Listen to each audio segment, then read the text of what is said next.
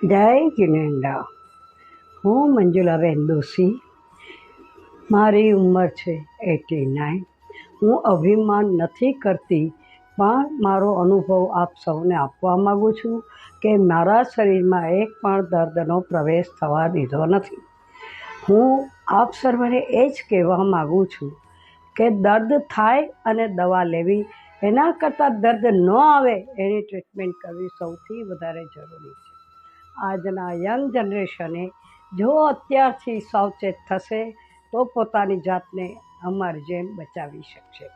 આજે હું તમને એક પ્રયોગ બતાવું છું જે તમારા શરીરની અંદર નાભીમાં ડૂંટીની અંદર સિર્ફ 4 ટીપા ખોપરેના નાખો, પગના દુખાવાને રાહત થશે.